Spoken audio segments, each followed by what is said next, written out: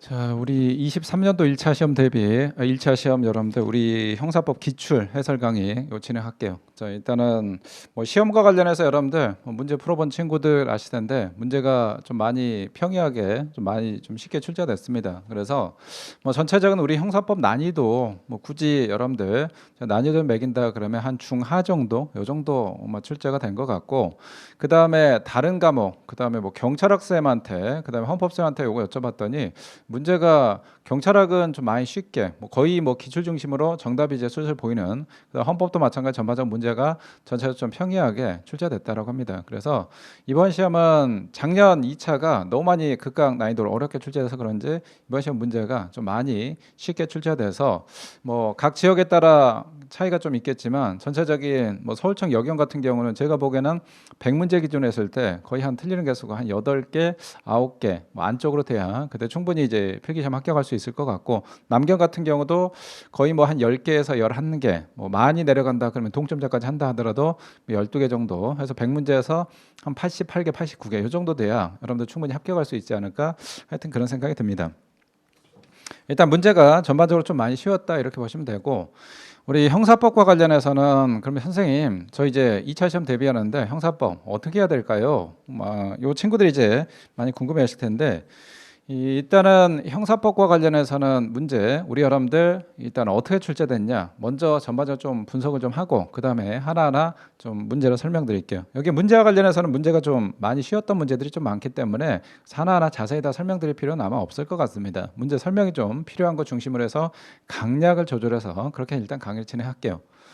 우리 자 문제가 이제 총 40문제가 되는데, 일단은 여러분들 형법이 비중이 70%, 그다음에 형사법이 30% 이렇게 되고, 그다음에 형법 총론, 형법 강론 35%, 35%, 그다음에 형사소송법에서 수사 파트, 그다음에 증거 파트 각각 15, 15% 이렇게 이제 출제하죠. 전반적인 비중은 좀 어느 정도 갖췄는데, 구체적으로 본다 그러면 형법의 총론에 한 13문제 정도, 그다음에 강론에 맨 뒤에 우리 40번 문제가 있는데 그게 이제 사례 문제가 하나 추가돼서 여러분들 강론의 앞부분에 14문제 플러스 뒤에 사례 문제 하나 해가지고 총 15문제 요게 이제 출제됐고, 우리 형사소송법이다 그러면 수사 파트와 증거 파트가 있는데 여기는 이제 딱 5대5, 그래서 수사 6문제, 증거 6문제 이렇게 일단 문제 출제됐습니다.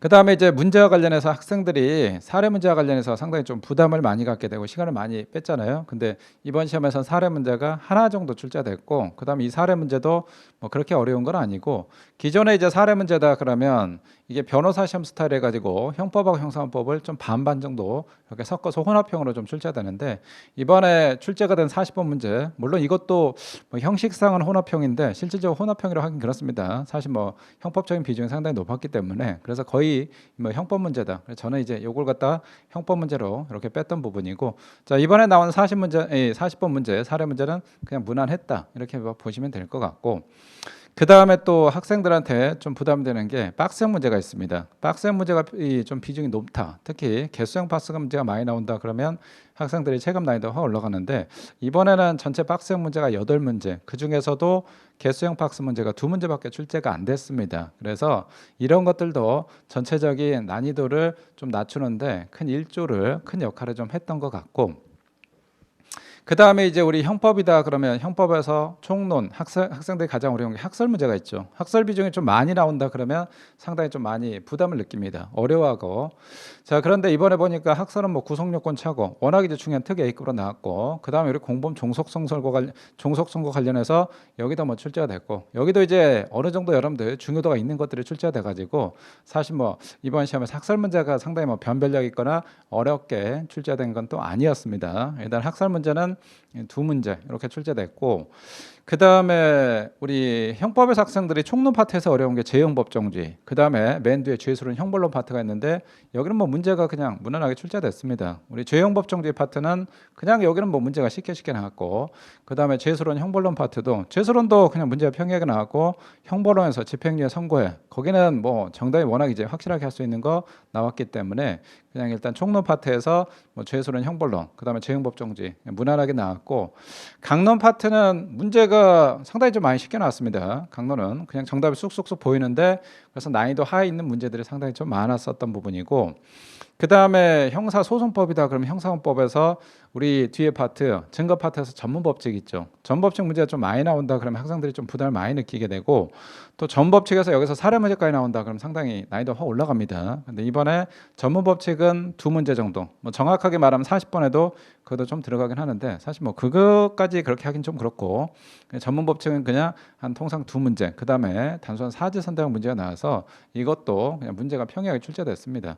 전반적으로 봤을 때 이런 것들이 좀 난이도 변별력 올리는 건데 그런 것들이 그 역할을 하지 않았기 때문에 그래서 문제가 좀 평이하다. 그래서 전체적인 난이도 봤을 때 한 중하 정도 이렇게 일단 보시면 될 것 같고, 그러면 이제 2강이 되는 친구들이 올해 이제 2차 시험 대비해야 될 텐데, 선생님 이번 시험에 저 공부한 지 얼마 안 됐거든요. 공부 한 5개월, 6개월 정도 되는데 이번 시험에 난이도가 이렇게 나왔는데 제가 보기에는 합격권에서 아직은 조금만 2% 부족할 것 같습니다. 그럼 이제 다음 한 번 더 한 시즌은 더 공부를 해야 될 텐데, 그럼 내 이번 2차 시험에도 과연 이렇게 출제가 될까요? 아니면 작년에 2차에 극강 난이도였는데 혹은 작년 2차 같이 출제될까요? 아니면 뭐 중간의 성격으로 출제될까요? 선생님 진짜 중요한 거 일단은 어떻게 출제가 되냐. 왜? 그거에 맞춰서 내가 일단 공부를 해야 되니까. 공부 범위를 결정하고 공부 깊이를 결정해야 되니까 라고 하는데, 우리 시험과 관련해서 여러분들 요걸 좀 기억했으면 좋겠어요. 어느 시험이든지 여러분들 그게 우리 시험이든 즉 공무원 시험이든 아니면 일반 행정직 공무원 시험이든 아니면 사법 시험이든 변호사 시험이든 아니면 뭐 수능 시험이든 시험은 다 마찬가지 공통적인 부분이 있습니다. 첫 번째 시험과 관련해서 그 시험이다 그러면 그 시험 나름대로의 여러분들 기본적인 특징이 있습니다. 그래서 시험과 관련해서는 어느 시험이다 하더라도 요거와 관련해서 예측 가능성이 있어야 됩니다. 예측 가능성이 있어야 된다. 요게 비중이 전체적으로 한 75에서 한 80% 정도다라고 보시면 됩니다. 그래서 요거와 관련해서 한 80% 전후가 출제가 되고, 그 다음에 예측 가능성이 없는 경우에 예측하기 조금 어렵다. 이런 문제들은 여러분들 대표적으로 이제 신유형 문제가 출제된다거나 우리 시험 문제에서 3번 문제가 있죠. 신유형 문제. 뭐 이런 문제들의 전형적인 참 그런 문제라고 보시면 됩니다. 그 다음에 기존에 보지 못했던 지문들 이런 것들의 출제 비중이 높아진다 그러면 그때는 이제 예측 가능성이 좀 떨어지게 됩니다. 예측 가능성이 떨어진다 그러면 이때는 그만큼 시험 자체가 체감 난이도 좀 올라간다라고 보시면 됩니다. 따라서 예측 가능성이 없다 그러면 요게 한 20%이 정도라고 생각하시면 되고, 그 비중이 이제 좀 많아진다 그러면 시험에 학생들의 체감 난이도가 올라가는 거고, 그 다음에 이 비중이 좀 덜하다 그러면 그만큼 이제 문제가 좀 쉬워지게 됩니다. 요게 예측 가능성이 좀 여러분들 비중이 떨어진다 그럼 보통 이제 기존에 기출됐던 거 기출 문제 중심으로 문제 출제해 보낸다. 대표적인 거 경찰학이라고 보시면 됩니다. 그렇게 하면 학생들이 그만큼 이제 쉽게 체감 난이도가 느낍니다. 만약에 시험 자체를 여러분들 여기서 확 틀어버린다. 기존에 우리 시험의 출제 패턴이 있거든. 우리 경찰 시험이다 그러면 채용 시험하고 승진 시험하고 조금 차이가 있죠. 그 다음에 우리 시험하고 사법 시험, 변호사 시험, 법원행시 출제 스타일 또 틀립니다. 또 우리 시험하고 법원 9급 시험하고 또 검찰직 시험하고 또 출제 스타일이 틀립니다. 그 나름대로 출제 스타일이 있거든. 근데 여기서 만약에 흔들어 버렸다 그러면 이거는 출제를 개판으로 처리한 겁니다. 그래서 요 바가지로 먹을 수가 있는데, 그래서 여기는 어느 정도 유지하는데 출제위원들이 어디를 가지고 좀 흔들어 가지고 장난치냐, 요 파트다라고 보시면 됩니다. 요 파트.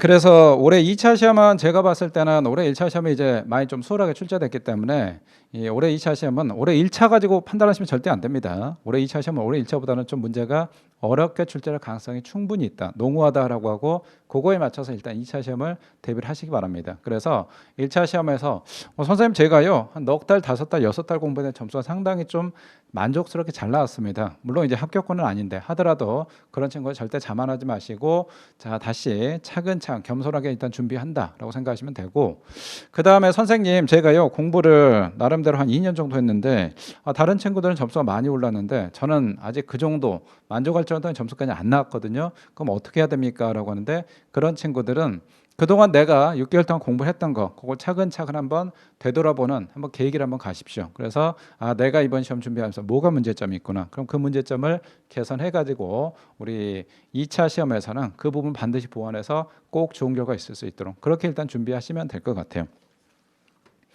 일단 강의와 관련해서 여러분들 우리 앞부분의 형사원법, 그다음 앞부분의 형법, 그다음 뒷부분의 형사소송법으로 구성되어 있는데, 일단은 먼저 우리 앞부분 형법, 거기 한번 한번 보고 그다음에 이제 우리 2교시에 있다는 형사소송법 이런 식으로 일단 진행을 할게요. 자, 일단은 우리 형법과 관련해서 먼저 여러분들 문제 봐야 될 것들, 자, 좀 어려운 것들, 설명이 좀 많이 필요한 것들 중심으로 보고 그다음에 좀 평이한 것들, 쉬운 것들 그런 식으로 가겠습니다. 형사법도 마찬가지 진행하겠습니다. 우리 형법이다. 그럼 먼저 1번 먼저 볼게요. 1번. 자, 형법의 기본 개념에 관한 설명 중 가장 적절하지 않은 것은 이라고 하는데 우리 형법 총론 보면 맨 앞에 요 파트가 있습니다. 그 다음에 나오는 게 재용법정죄, 그 다음에 형법의 적용 범위인데 통상적으로 형법의 기본 개념은 각종 국가 시험도 마찬가지, 우리 시험도 거의 출제가 안 됩니다. 거의 한 10몇 년 동안 출제 안 되는데 이번에 이제 처음에 출제가 되는데 문제 자체는 어려운 건 아닙니다. 근데 거의 출제가 안 되는 게 출제가 됐기 때문에 일단은 이 파트 자체는 상당히 좀 지엽적이다. 요거는 기억하시고 그 다음에 그러다 보니까 사실 공부를 거의 안 하거든. 그래서 학생들이 문제 자체는 쉬운데 상당히 지엽적인 보지하는 부분을 했기 때문에 약간 느끼는 체감 난이도는 조금 올라갈 수가 있습니다. 그래서 난이도는 뭐 여기 한 중 정도 이렇게 볼 수가 있는데 이 지문도 또 여러분들 또 찬찬히 보면 충분히 리걸 마인드, 법적 마인드 가지고 충분히 잡아낼 수 있는 그런 것들입니다. 자, 우리 1번에 보기 1번, 2번, 3번, 4번인데 1번 볼까요? 자, 형법은 형벌이라는 수단을 통해 주로 법익을 보호하는 기능을 하며 자, 법익이란 법률을 통해 보호 가치가 있는 이익을 의미한다. 여기는 그냥 들러리즘이다라고 보시면 되고 자, 그 다음에 2번 자, 형법은 법규범으로서 법 공동체 평화를 유지하기 위해 부과된 것으로서 강제로 수반되기 때문에 신중하게 규정돼야 된다. 요거는 뭐 좋은 말 써놨는데 요거는 뭐 충분히 소구할 수 있겠죠. 그 다음에 우리 3번, 4번인데 4번 지문 좀 볼게요. 자, 형법은 보호적 기능과 보장적 기능을 모두 가지며 어느 한 기능을 강조하면 다른 기능도 함께 강화되는 상호 비례 관계에 있을 것이냐라는데 우리 형법과 관련해서는 크게 이제 두 가지 기능이 있습니다. 첫 번째, 우리 보호적 기능이 있고 보장적 기능이 있는데 보장이다 그러면 국민의 인권 보장이다라고 보시면 됩니다. 여기서 이제 국민을 여러분들 범인들이라고 보시면 되고 행위자라고 보시면 되고 보호적 법이다 그러면 국가 질서, 사회 질서 보호하는 기능이다. 그래서 보장적 기능, 즉 법 질서, 사회 질서를 보호하는 거고 그다음에 이 행위자의 인권을 보장하는 거하고는 두 개는 서로 상반되는 겁니다. 반비례 관계지 비례하는 게 아닙니다. 일단은 여러분들 국가 공권력이 세지면 여러분들 국민의 인권 침해가 되죠. 국민의 인권을 갖다 많이 보장하면 그만큼 국가 공권력 자체가 많이 약해집니다. 그거하고 좀 비슷하다라고 보시면 됩니다. 그래서 서로 이 반비례 관계지 비례 관계가 아닙니다. X가 되는 거고. 그 다음에 우리 밑에 3번 지문 좀 볼까요? 3번. 자, 3번 문제는 이 문제는 상당히 좀 좋은 문제입니다. 문제고 공부가 어느 정도 됐던 친구들은 문제 잡았는데 그렇게 어렵지 않은데 공부가 아직 안 됐다 그러면 약간 이건 신유형 문제, 좀 생각을 많이 해본 문제. 쉽게 말하면 여러분들 약간 수능형 문제라고 생각하시면 돼. 그러니까 수능형 문제는 논리적 사고력을 좀 많이 요구하는 거고 그 다음에 단순 우리 공식 문제다 그러면 그땐 단순 암기의 력을 많이 요구하는 건데 요거는 약간은 좀 생각을 많이 하는 논리적 사고력을 요구하는 좀 문제다라고 보시면 됩니다. 자, 우리 밑에 3번의 가번부터 볼까요? 자, 구속요건적 실행에 의한 법익의 침해가 발생하여 범죄가 기소가 이르고 범죄 행위도 종료되지만 법익 침해 상태는 기소에도 존속하는 범죄다. 우리 범죄와 관련해서 여러분들 즉시범이 있고 상태범이 있고 또 계속범이 있는데 일단 중요한 거는 요 계속범이 엄청나게 중요하다라고 했죠. 자, 즉시범, 상태범, 계속범인데 요거는 뭘 얘기하는 상태범 얘기합니다. 기소에도 위법 상태가 쭉 계속되는 거. 우리 대표적인 게 우리 절도죄나 횡령죄 같은 거 있었죠. 내가 요 물건 훔쳤다.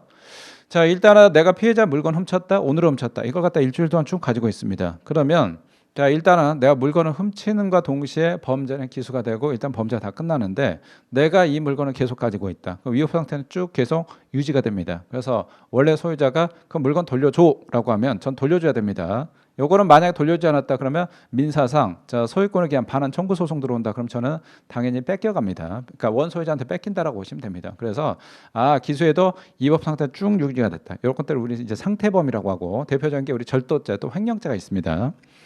그 다음에 4번. 자, 범죄가 기소에 이른 후에도 범죄행위와 법익 침해 상태가 범행 종료 시까지 계속된다. 요거는 멋있게 잡아냈네. 우리 기소에도 범죄가 쭉 계속된다. 우리 이걸 우리 세 글자로 계속범이라고 했죠. 우리 계속범은 자, 일단은 대표적인 게 체포감금죄. 그 다음에 일반교통방해죄, 범인도피죄. 여기다 하나 더 추가한다 그럼 직무유기죄라고 했죠. 직무유기죄라고 했고 그 다음에 계속범이다 그럼 기본적인 특징이 있었죠. 계속범. 우리 대표적인 게 감금죄가 있거든. 자, 범죄와 관련해서 계속범이다 그러면 계속범 대표적인 게 우리 감금죄가 있는데 제가 3월 1일 날, 자, 일단 A를 납치해가지고 감금했습니다. 그 다음에 얘를 언제까지 가지고 있냐? 3월 30일까지 데리고 있었다. 그래서 3월 1일 날 감금하고, 자, 그 다음에 3월 30일 날 얘를 갖다 풀어줬습니다. 석방했다. 그러면 우리 감금죄와 관련해서 감금죄 기수는 내가 가뒀을 때, 그래서 3월 1일이 되는 거죠. 자, 이때 우리 감금죄 기수가 되고, 자, 그 다음에 내가 3월 30일 날 풀어줬다. 그러면 이때 여러분들 범죄가 다 끝났다라고 해서 그때 종료라고 했죠. 그래서 계속범은 기수하고 종료가 조금 차이가 있다. 이게 중요한 특징이라고 했습니다. 그래서 종료가 되는 시점은 자, 요 시점이다. 요거 하나 기억하시고, 계속범위 이제 왜 중요하냐 그러면 통상적인 범죄는 기수에도 여러분들 가담을 안 되죠. 우리 대표님께 영상 절취 사건 있죠. 자, 일단 와이프가 절도의 기수가 되고 나서 남편이 나중에 가담했다. 그럼 요거 합동급도 안 된다라고 했죠. 근데 계속범은 기수에도 아직 범죄가 다 끝난 게 아니기 때문에 쭉 계속되기 때문에 기수에도 공동전범이나 종범 형태로 가담할 수가 있다라고 했습니다. 그래서 감금죄 또는 범위도업죄 일반교통방해죄 기수에도 자, 일단 가담할 수 있다. 요게 하나가 중요하고, 그 다음에 두 번째, 범죄는 행위시 가지고 판단돼. 그 행위시는 기수시다, 종료시다. 우리 종료시라고 했죠. 그래서 기수하고 종료가 통상적으로 같은데 다른 경우는 조금 뒤로 빼서 종료라고 했습니다. 그럼 공소시효는 언제부터 시작할 것이냐라는데 우리 범죄 자 종료되는 끝나는 시점, 요 시점부터 시작된다라고 했죠. 요게 이제 기본적인 계속범의 특징이었습니다. 자, 그러면 우리 밑에 박스에 기억, 니은, 디귿, 니을 기억부터 보시면, 자, 가의 경우 기수의 법익 침해 상태가 계속되는 시점에서도 공범 성립이 가능하다라고 했는데, 기수에도 공범 성립이 가능하다, 기수에도 자 가능하다. 아까 그랬죠. 요거는 이제 계속범 얘기하는 겁니다. 기수에도 공동전범 공범 성립이 가능하다. X가 되고, 자, 그 다음에 니은 나의 공소시효는 기수 시부터가 아니라 범죄 종료 시부터 진행하므로 범죄가 종료된 때부터 공소시효가 진행된다. 범죄는 행위시 가지고 판단하는데 우리 판례 행위시를 기수시가 아니고 종료시라고 했죠. 맞고, 그 다음에 디귿 가와 나의 경우에 정당방위는 기수시까지 가능하다라고 했는데, 정당방위와 관련해서 여러분들 요거다. 우리 아까 계속범위다. 그럼 정당방위는 기수에도 가능합니다. 왜? 아직 다 끝나지 않았기 때문에. 대표적인 게 여러분들, 자, 제가 일단은 감금을 당했는데 제가 풀려나려고 합니다. 자, 제가 도망가려고 하는데 거기서 자, 일단은 납치범들이 저를 감시하고 있네. 내가 얘를 두들겨 팼어. 패대기 쳤습니다. 그래서 얘가 전치 후주에 상해 입고 저는 무사히 도망갔다. 자, 일단 3월 1일 날 얘를 감금했는데 제가 3월 20일 날 자, 일단 탈출하는 과정에서 일단 납치범들을 좀 다치게 했다. 그럼 이때 정당방위 가능하냐? 이때 당연히 정당방위가 가능합니다. 그래서 기수 이외에도 우리 계속범은 정당방위가 가능합니다. X가 되고, 그 다음에 니을에 자, 가는 범죄 기수 시기와 종료 시기가 일치하지만 자, 나는 범죄 기수 시기와 종료 시기가 일치하지 않는다. 우리 기수와 종료 시기가 일치하지 않은 거 계속범이 일치하지 않는다라고 했죠. 오케이, 이것도 맞는 질문이고. 자, 문제가 여러분들 상당히 좀 좋은 문제입니다. 늘상 말씀드리지만 우리 경찰청에서 보는 시험은 문제가 상당히 좋습니다. 물론 이제 22년도 2차 시험에 문제를 너무 이제 좀 난이도 조절 실패해가지고 욕을 좀 많이 먹긴 했어도. 자, 그다음 우리 4번에 구성요건 차고 볼까요? 자, 이번 시험에서 학설 문제가 크게 이제 2개 나왔는데, 자, 일단은 뭐 구성요건 차고 특혜급이죠. 워낙 이제 뭐 중요한 특혜급. 우리 학설과 관련해서 첫 번째 우리 차고와 관련해서 특혜급만 먼저 살펴보면 구성요건 차고가 있고, 자, 우리 차고와 관련해서 그 다음에 오상방위, 즉 위법성 조학사에 전제한 차고가 있죠. 이것도 너무너무 중요한 특특특 A급이고, 그 다음에 우리 관련해서 또 하나 차고, 우리 부작용 파트에서 보증 1번 보증 지위, 이것도 상당히 좀 중요한 차고가 되죠. 요게 3개 일단 세트로 꼭 보셔야 되고, 그 다음에 우리 10조 사망에 원장애가 있습니다. 요게 있고, 그 다음에 우리 자 우연방해, 즉 주관적 정당성 결함 경우다라고 하면 너무나 중요한 특특 A급 학설이다라고 보시면 됩니다. 요게 그 중에 이제 구성요건 차고 하나로 출제되는데, 문제는 그냥 무난하게 출제됐습니다. 자, 우리 기억, 니은, 디귿, 니을 나와 있는데, 자, 기억, 요거는 이제 우리 판례를 살짝 변형한 건데, 요거는 조금 문제 소지가 좀 있는 거야. 왜? 자, 일단은 본인은 자신의 아버지 A를 친구 B로 오인하고, 자, 친구인 줄 알고 죽였는데 알고 봤더니 아빠였다. 그럼 이건 뭘로 처벌하냐? 우리 판례는 자, 판례 존속살인죄로 처벌하지 않는다. 다시 말해서 우리 보통살인죄로 처벌한다라고 한다. 여기에 성립이라는 문구를 썼습니다. 그래서 요건 문제 소지가 조금 있습니다. 문제 소지가. 사실 이거 정확하게 여러분들 여기다 경찰청에서 요거 기억도 X가 됩니다. 이렇게 인정해 줘야 되는데 인정을 거의 안 받아줄 것 같고, 요거 만약 행정소송 들어간다 그럼 경찰청 거의 집니다. 지는데 하여튼 요거는 좀 문제 소지가 좀 있는 부분이고, 자, 그 다음에 니은, 디귿, 니을 나와 있는데, 니은에 우리 세 번째 볼까요? 자, 일단 법정적 부합설이다. 나 A 죽이려는데 B가 죽어버렸네. 법정적 부합설 나왔다. 그럼 바로 판례 입장 이렇게 하십시오라고 했죠. 우리 법정적 부합설은 판례 입장이니까. 따라서 A 죽이려는데 B가 죽었다. 그럼 이때 우리 판례 입장은 여러분들 객체 착오는 방법 착오는 상관없이 다 발생한 결과에 대한 기책임 인정했고. 자, 그 다음에 디귿. 자, 사냥을 나온 갑이 어둠 속에서 움직이는 물체를 동료 A로 알고 A를 살해하기 위해 총을 발포하였으나 사실은 A의 사냥개였다. 자, 구체적 부합설과 법정적 부합설 중 어느 학설에 의하더라도 결론은 같다라고 했는데 우리 구성요건적 착오다 그러면 제가 우리 패턴 1, 패턴 2, 패턴 3 요거 말씀드렸죠. 패턴 1이 있고 패턴 2가 있고 자, 패턴 3다라고 하면 우리 패턴 3는 추상적 사실의 착오를 얘기하죠. 추상적 사실의 착오는 객체 착오, 방법 착오 구별할 필요가 없다. 그래서 이 학설은 추상적 사실의 착오 중 우리 구체적 부합설이 있고 그 다음에 판례 입장인 법정적 부합설, 그 다음에 추상적 부합설이 있는데 여기는 여러분들 견해 대립 심하니까 볼 필요가 없다라고 했죠. 여기는 뭐가 되냐? 우리 미수 플러스 자 과실의 상상적 경합이 된다라고 했다. 따라서 자 우리 디귿 질문에 자 세 번째 구체적 부합설과 법정적 부합설 즉 어느 학설에 결론은 같다. 오케이 여기는 둘 다 결론 같죠. 미수 플러스 과실의 상상 경합이 되고 그 다음 니을 자 갑이 이웃 A를 상해할 의사로 A에 향해 돌을 던졌으나 빗나가 옆에 있던 A 개가 맞았네. 아 사람 하려는데 개였다. 사람 개. 이것도 마찬가지 우리 패턴 3죠. 우리 자 추상적 사실 착오다. 구체적 부합설과 법정적 부합설은 A에 대한 상해 미수가 된다. 여기는 미수 플러스 과실의 상상적 경합. 그래서 상해 미수 플러스 자 과실 손괴가 되는데 과실 손괴는 처벌 규정이 없죠. 그래서 우리 상해 미수가 된다. 오케이 이렇게 잡아내시면 되고 문제는 그냥 여러분들 그냥 평이한 문제였습니다. 자, 그 다음에 우리 뒤로 좀 잠깐 볼까요? 뒤로. 자, 우리 10번 좀 볼게요. 10번. 자, 우리 10번, 9번도 좀 보겠습니다. 9번. 9번하고 10번 했는데, 자, 9번. 실행의 착수와 관련 설명 중 가장 적절하지 않은 것은, 자, 1번.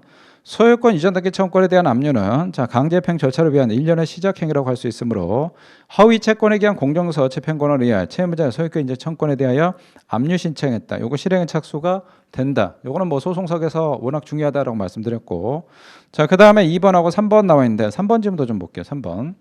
업무상 배임죄에서 부작위를 실행에 착수를 볼 수 있기 위해서는 자기 의무가 이행되지 않으면 사무처리 임무를 부여한 사람이 재산권 행사할 수 없으려고 객관적 예견된 등으로 구속요건적 결과 발생 위험이 구체한 상황에서 부작위가 이루어져야 하고 행위자는 부작위 당시 자신에게 주어진 임무를 위반한 점과 그 부작위로 인한 손해가 발생할 위험이 있다는 점을 인식해야 된다라고 했는데 요거는 마찬가지 뭐 최신 판례 때 우리 설명드렸죠. 우리 부작위한 배임죄 될 것이냐 될 수가 있다라고 했고 자, 그 다음에 4번에 갑이 을로부터 국제 우편을 통해 형정성 의약품을 수입하는 경우에 필로폰을 받을 국내 주소를 알려주었으나 을이 필로폰에 들어있는 우편물을 발신구의 우체국에 제출하지 않았다.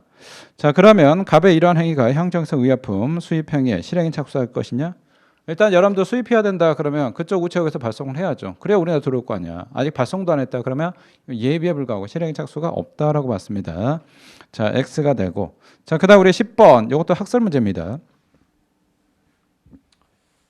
자, 10번과 관련해서 우리 공범 종속성설 우리 공범 종속성설이다 그러면 일단 뭐 공범 종속성설 우리 통솔과 판례 입장 워낙 중요하다라고 했죠. 통솔과 판례 입장. 그래서 공범 종속성설 크게 두 가지. 첫 번째 자 일단은 정범이 반드시 스타트해야 된다. 실행에 착수가 있어야 공범이 된다. 제가 예로 할아버지가 숟가락 들여야 여러분들 밥 먹을 수 있다라고 했죠. 아직 어르신이 숟가락도 안 들었는데 밥 먹었다. 그러니까 엄마가 저런 싸가지 이렇게 해서 이마 까버린다라고 했죠. 그래서 반드시 정범의 스타트가 있어야 공범이 성립할 수 있다. 그래서 우리 예비의 방주 인정하지 않고 다만 예비의 교사도 논리대로 하면 인정하지 않는 게 맞는데 우리 31조에서 특별 규정이 있다라고 했죠. 그게 이제 우리 특별 규정.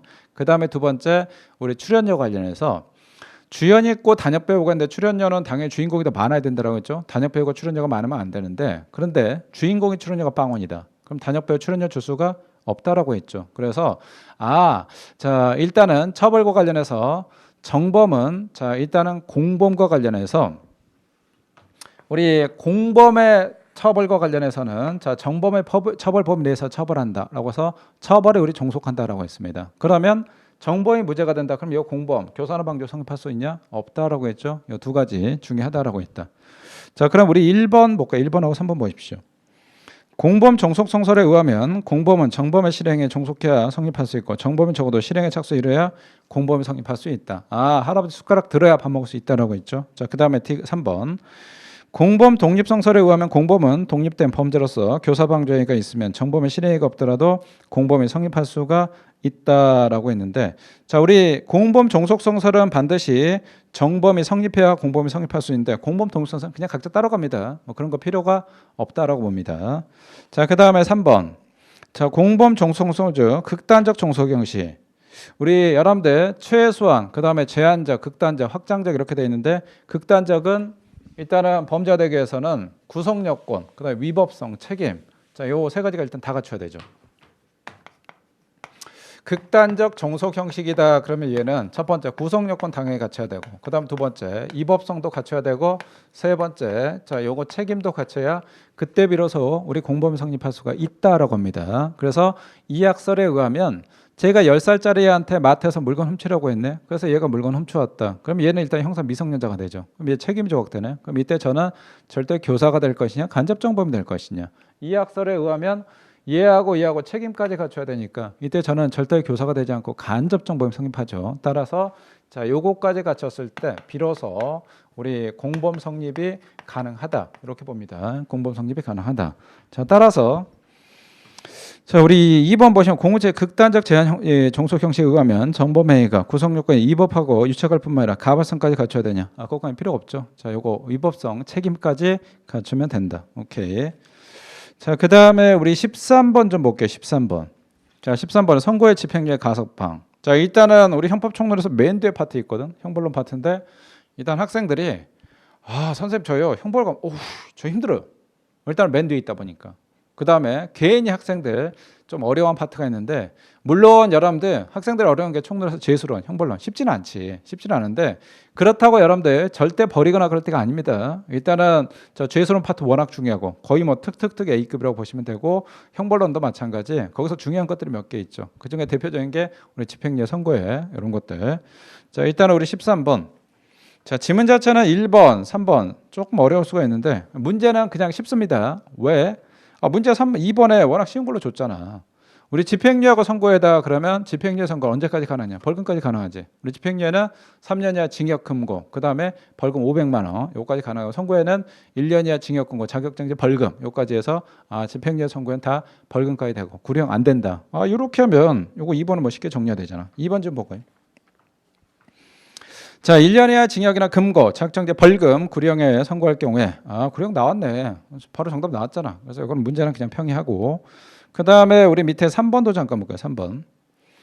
자, 형법 62조 2 규정의 보호관찰이나 사회봉사 또는 수강명한 집행유예 받은 자가 준성이나 명령에 위반한 경우에 그 위반 사실이 동시에 범죄행위로 되더라도 그 기소나 재판의 확정 여부 등 형사 절차와는 별도로 법원이 보호관찰 등에 관한 법률에 의한 검사의 청구에 의해 법원이 자 형법 64조 2항 규정된 집행유예 취소의 요건에 해당한가를 심리하여 준수항이나 명령 위반 사실 인정하고 위반한 정도 무거운 때에는 집행유예를 취소할 수가 있다. 무거운 때 요거 가끔 장난칩니다.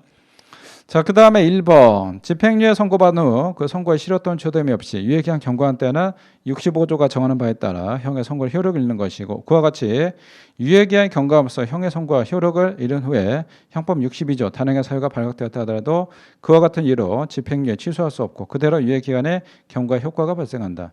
이미 집행유예 기간이 경과해가지고 여러분들 형 선고 효력이 상실돼 버렸네. 그럼 나중에 그게 발각됐단 말이에요. 결격 사유가. 그럼 얘 다시 끌고 오냐? 그렇지 않죠. 왜?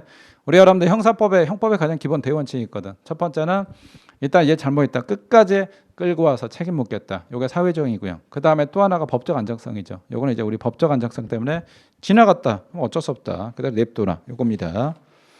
자, 그 다음에 우리 이제 14번부터 우리 강론 문제인데, 강론 문제는 뭐 전반적으로 많이 좀 쉽습니다. 우리 14번부터 해가지고 자 21번, 뭐 20번에 사기죄, 21번 배임죄, 요것도 문제가 너무 쉽게 나왔다. 자, 그 다음에 한 페이지 넘겨볼까요? 자, 그 다음에 22번 손괴죄, 23번 나오는데 22번, 23번 요 두 개를 좀 볼게요. 22번 자 손괴 및 권리행사 방해죄. 자 우리 2번 나와있는데 2번. 자 2번은 제가 여러분들 최신 판례 강의 때 요거 설명드렸던 판례입니다. 우리 남의 땅에다 무단으로 건물 신축했다. 그럼 이거 저 권리행사 방해죄 될 것이냐, 이거 손괴죄가 될 것이냐라는데 손괴죄 안 된다라는 최신 판례죠. 우리 22번에 2번 볼까요? 자, 다른 사람의 소유물을 본래 이용법에 따라 무단으로 사용, 수익하는 행위는 소유자를 배제한 채 물건의 이용 가치에 영득하는 것이고, 그 때문에 소유자가 물건의 효용을 누리지 못하게 되었다면 그 효용 자체가 침해된 것을 볼 수 없어 재물손괴죄를 구성한다. 아니다라고 했죠. 오늘 최신 판례 강의 때 이거 설명드렸고, 그대로 해서 나왔지? 지문도 그대로 나왔지. 오케이. 자, 그 다음에 우리 3번, 4번. 자, 4번 지문 하나 볼게요. 자, 가압류 후에 자, 목적물의 소유권 취득한 제3취득자가 다른 사람에 대한 허위의 침해에 근저과 설정된 격려했다. 아, 우리 여러분들 가압류다. 그럼 가압류는 강력한 찜해 효과가 있다라고 했죠. 가압류 후에 재산 뒤로 빼돌렸다 하더라도 강제평 면탈죄 안 된다라고 했죠. 왜? 강제평 면탈죄는 기본적으로 강제평 면할 자 강제집행을 만약 요거 재산 뒤로 빼돌렸다. 그럼 채권자가 회수가 안 되는 건데, 가압류는 강력한 안전장치 효과가 있으니까 딴 데로 빼돌렸다 찾아올 수가 있습니다. 그래서 가압류 후에 빼돌렸다. 요거는 강제평 면탈죄가 안 된다라고 했던 지문이고.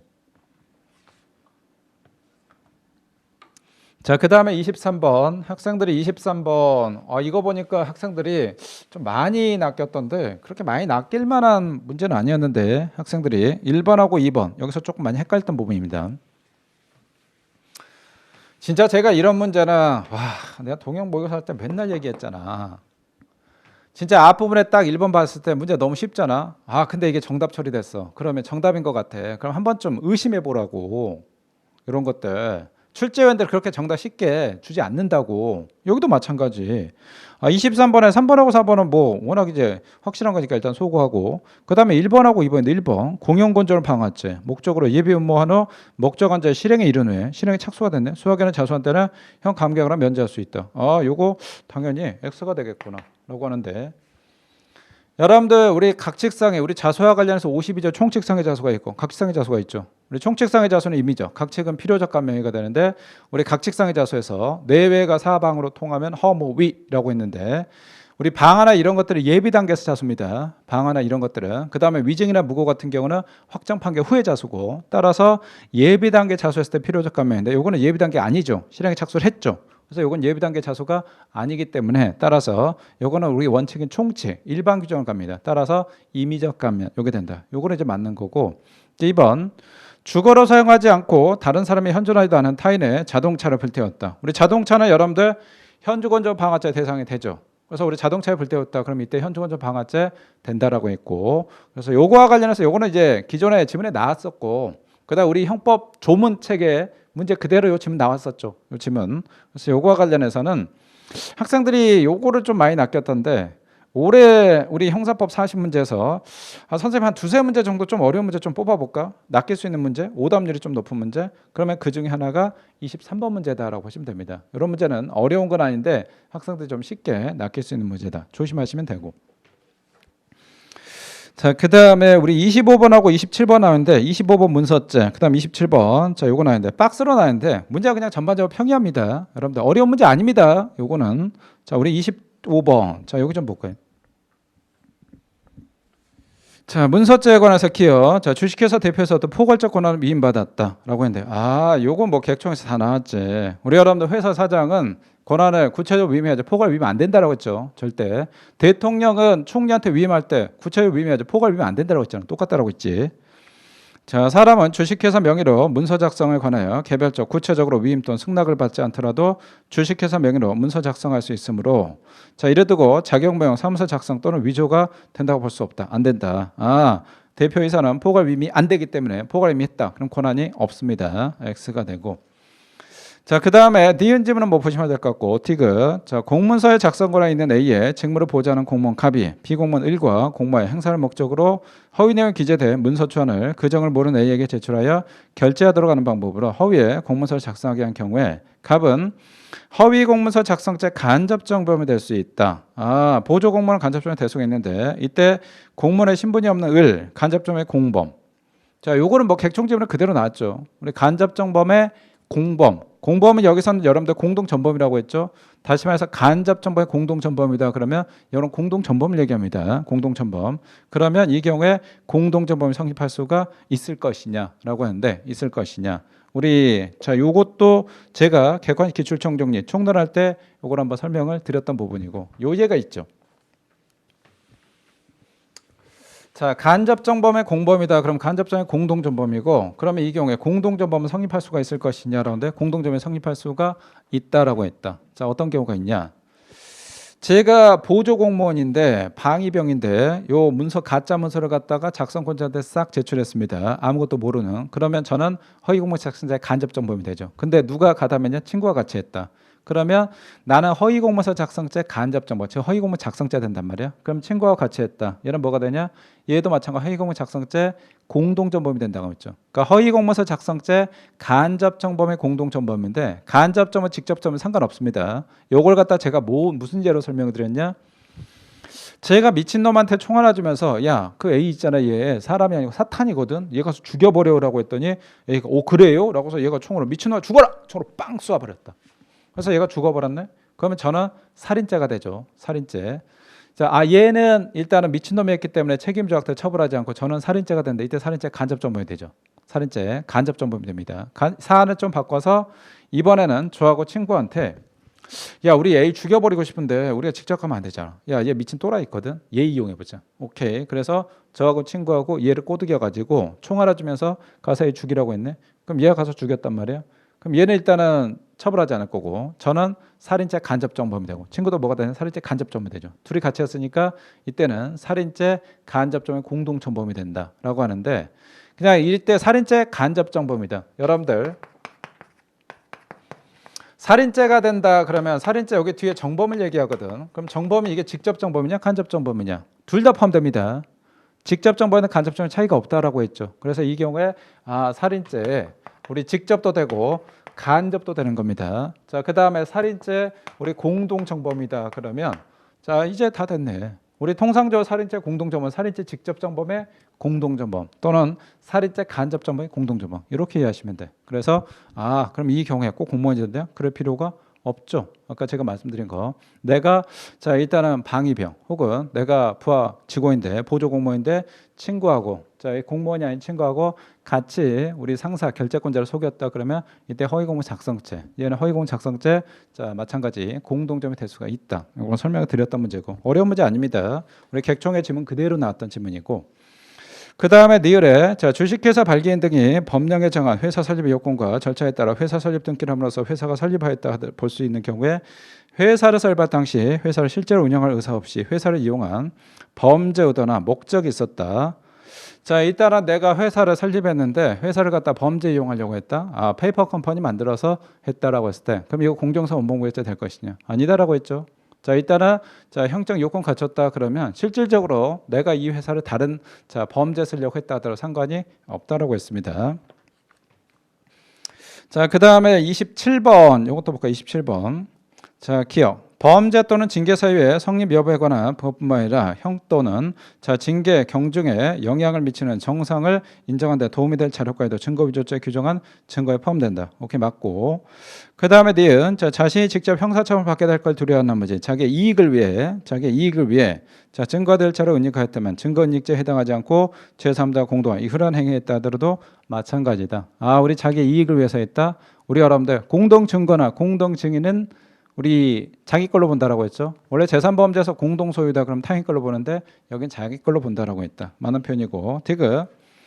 자 모해 위증죄에 있어서 갑이 A를 모해할 목적으로 그러한 목적이 없는 을에게 위증을 교사한 경우에 공범 정성에 관한 일반 규정의 31조 1항이 공범과 신분에 관한 33조 단서에 우선하여 정하므로 야 요거는 틀리면 안 되지. 뭐 학생 선생님 야 이거 수업 시간 우리 했잖아. 우리 33조 여러분들 자 일단 단서 조항하고 그 다음에 31조 자 1항 조항하고 자 누가 우선할 거냐?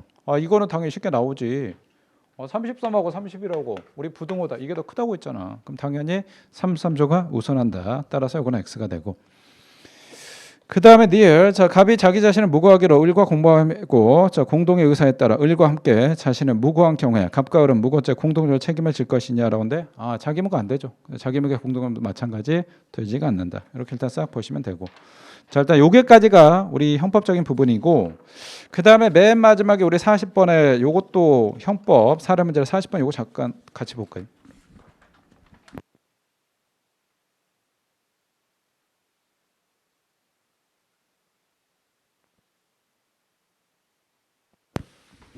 시험장에 직접 시험 본 친구들은 아마 아실 텐데 선생님 제가 공부요 한지 얼마 안 됐거든요. 근데 점수가 상당히 좀 잘 나왔습니다.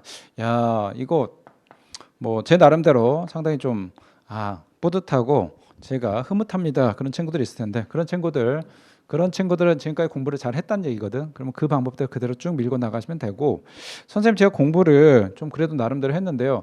이번 시험의 점수가 생각보다 결과가 좀 안 좋습니다. 어떤 친구들 같은 경우는 이번에 총 100문제에서 뭐 한 10개 틀렸다. 뭐 5개, 6개 틀렸다 이렇게 하는데 저는 뭐 틀리는 개수가 16개 막 17개 이렇게 좀 많습니다. 그래서 이번에 좋은 점수 좀 기대하기 힘들 것 같고 다음을 좀 준비해야 될 것 같습니다. 뭐 그런 친구들이 있는데 일단 여러분들 시험은 다 끝났고 자, 그다음에 본인이 이제 그동안 공부하는 게 나름대로 잘 했는데 결과 생각보다 안 나올 수가 있고 아니면 방법을 좀 잘못 짚어가지고 점수가 안 나올 수가 있는데 잘 했는데 안 나왔다 그러면 여러 가지 여러분들 뭐 컨디션이 여러 가지 또 함정에 빠뜨리거나 그런 게 있을 수가 있습니다. 그런 부분들을 여러분들 다음에는 그런 실수하지 않도록 하면 되는 거고 공부 방법이 잘못됐다 그러면 여러분들 그 방법을 반드시 개선을 해야 됩니다. 그 개선하지 않는다 그러면 나중에 또 2차 시험에서 또 지금 여러분들 저 진짜 해설 강의 듣는데 2차 시험에서 또 이 해설 강의 들으면 안 될 거 아니야. 그때는 여러분들 그냥 라이브 강의 끝내고 선생님 제가요 점수가 이렇게 되는데 저 월요일부터 저 체력 준비 되겠죠? 그다음 선생님 저 면접 어떻게 준비할 거예요? 이렇게 물어봐야지. 그래서 사람은 한 번 실수했는데 그 실수가 또 반복됐다. 그럼 그건 실수가 아닙니다. 그건 본인의 실력인 거고. 그래서 본인의 생각한 점수가 안 나왔다. 그럼 그런 친구들은 한번 문제점을 차근차근 천천히 한번 되짚어 보기 바랍니다. 자, 우리 40분 보십시오. 자, 40번 사례 문제인데 문제 자체가 상당히 좋은데 문제는 그냥 평이합니다. 어려운 거 아닙니다. 자, 일단은 박스 볼까요? 친구 사이인 갑을병은 사업가 A의 사무실 금고에 거액의 현금이 있다는 정보를 입수한 후 갑과 을은 A의 사무실 금고에서 현금을 절취하고 병은 위 사무실부터 100m 떨어진 곳에 망을 보기로 모여야 했다. 요거 뭐 전형적인 여러분들 우리 피키점 사건과 좀 비슷합니다. 사례가. 자, 범행 당일 오전 10시경에 갑과 을은 A의 사무실에 들어가 현금을 절취한 후 망을 보던 병과 함께 도주하였다. 갑을병은 검거되어 절도 혐의로 수사를 받고 공동으로 기소되어 심리가 진행되었다. 일단은 새 놈이니까 절도했으니까 요거는 뭐 갑을병 특수절도가 되겠네. 특수절도. 자, 그다음에 재판이 같이 받는다라고 했습니다. 자, 검사는 경찰서 단계에서 작성된 공보물에 피의자 신문 조서를 갑의 범죄 혐의 입증에 증거로 제출하였고 갑은 그 내용을 부인하였다. 자, 한편 병은 갑의 공소 사실에 대해 증인으로 채택되어 선서하고 자, 그다음에 증언하면서 갑의 범행을 덮어주기 위해 기억에 반한 허위 진술을 했다. 일단은 공범인데 특수절도 공범인데 병은 얘가 법정에서 허위 진술했네. 그다음에 우리 중간 부분에 자, 검사는 경찰 단계에서 작성된 공범물에 피의자 신문 조서를 갑의 범죄 혐의 입증 증거로 제출. 갑이 내용을 부인했다고 했네. 오케이. 자, 일단은 갑을병. 갑이 있고 자, 그다음에 공범물이 있고 마찬가지 공범병이 있죠. 자, 얘네들은 기본적으로 다 특수절도가 되죠. 갑도 특수절도죄, 을도 특수절도죄, 병도 특수절도죄. 오케이. 이렇게 했는데 자, 일단은 얘네들은 뭐가 되냐? 재판 같이 받죠. 같이 받기 때문에 얘는 소송 당사자입니다. 자, 일단은 자, 다 특수절도죄 공범이 되고 그다음에 공동 피고인이죠. 얘네들은 기본적으로 자, 어떻게 될 것이냐? 공동 피고인입니다. 자, 공동 피고인이다. 우리 첫 번째, 자, 얘가 피의자 신문조서를 작성했네. 피신조서 작성했는데, 자, 요거와 관련해서 제출했습니다. 우리 피신조서 작성했는데, 갑이란 놈이 자, 우리 피신조서, 요거 절도한 거 얘가 인정을 했네요. 근데 갑은 어떻게 했냐? 부인했죠. 그럼 이 경우에 요거 증거능력 인정될 것이냐라고 하는데, 얘가 피신조서를 법정에서 부인했다. 그러면 이때는 증거능력 인정되지가 않죠. 자, 이 갑이 자, 본인이 요걸 인정했을 때 그때 비로소 증거 능력이 있는 거고 따라서 요걸 부인했기 때문에 따라서 자, 요거에 대해서는 오케이. 증거 능력이 인정되지가 않을 거고 증거 능력. 자, 그다음에 하나 더 병. 자, 병을 갖다 증인으로 세워 가지고 자, 법정에서 자, 일단 진술할 수가 있을 것이냐라고 하는데 우리 증인이란 거 여러분들 인적 증거가 되죠. 목격자. 목격자는 제3자가 됩니다. 근데 병이란 건 뭐가냐? 제3자가 아니고 소송 당사자가 되죠. 소송 당사자는 증인 자격이 없습니다. 그래서 법원은 병을 갖다 증인을 세울 수가 없습니다. 만약에 재판을 따로 받는다. 재판이 분리가 된다. 그럼 그때 가능하죠. 근데 이건 재판이 분리될 때 안 했죠. 재판 같이 받기 때문에 따라서 병은 요거는 증인 자격이 없습니다. 소송 당사자이니까. 자, 얘는 일단은 증인 자격, 증인 적격이 없다. 따라서 자, 판사가 얘를 불러가. 야, 너 나와봐. 야, 선서해봐. 너네들 한 거 맞지? 라고 했더니 절대 안 했는데요. 거짓말했다. 그럼 위증죄가 될 것이냐? 얘는 소송 당사자, 증인 자격이 없다니까. 증인 적격이 따라서 이 경우에 얘 위증죄가 될 것이냐? 얘 위증죄가 될 수가 없죠. 오케이. 사례 문제 상당히 좋은 문제고. 자, 그러면 뭐 4번 보시면 병에 대해서는 152조 1항에 위증죄가 되지 않는다. 맞고. 자, 그다음에 1번부터 볼까요? 자, 갑과 을에 대해서 형법 331조 2항에 합동절도가 성립하지만 현장에서 협동관계 인정되지 않은 병에 대해서는 자, 단순절도가 될 것이냐라는데 아니죠. 우리 삐끼점 사건. 그래서 범 현장에 꼭 있지 않다 하더라도 우리 특수어토죄 공동저범이 인정을 했고. 자, 그다음에 2번. 만약 갑과 을이 A의 사무실 출입문 시형 송기하다가 A가 발각되어 도주했다. 자, 일단은 갑과 을이 낮에 두 놈이 문 때려 부시다가 도망갔네. 문 때려 부시다가. 자, 그러면 이 경우에 우리 여러분들 야간 송기에 주거 침입절도는 안 되죠. 야간 송기에 주거 침입절도는 우리 문 때려 부실 때인데 낮에 있기 때문에. 그럼 합동절도가 되는데 우리 합동절도의 실행의 착수는 언제다? 일단 단수절도가 똑같다라고 했죠. 그래서 문 일단은 열고 들어가서 뒤졌을 때. 근데 안 뒤졌죠. 뒤진 게 없으니까 얘는 무죄가 되고. 그다음에 3번. 자, 을의 피의자 신문 조서는 을이 법정에서 그 내용 인정하면 갑이 내용 부인하더라도 자, 증거로 쓸 것이냐? 안 되죠. 얘가 부인해 버린다. 그러면 이건 완전히 싹 쓰레기가 된다. 이렇게 일단 싹 보시면 될 것 같고. 자, 이렇게 하면 우리 형법에서 이제 좀 설명이 조금 필요했던 요 지문들이고 나머지 여러분들 쉬는 시간 조금 드리고 우리 형법에서 이제 자, 나머지 것들 문제가 전반적으로 좀 하라고 보시면 됩니다. 이런 것도 이제 간략하게 좀 보고 그다음에 이제 형사헌법 보고 자, 이렇게 하겠습니다. 자, 쉬는 시간 10분 정도 드릴게요.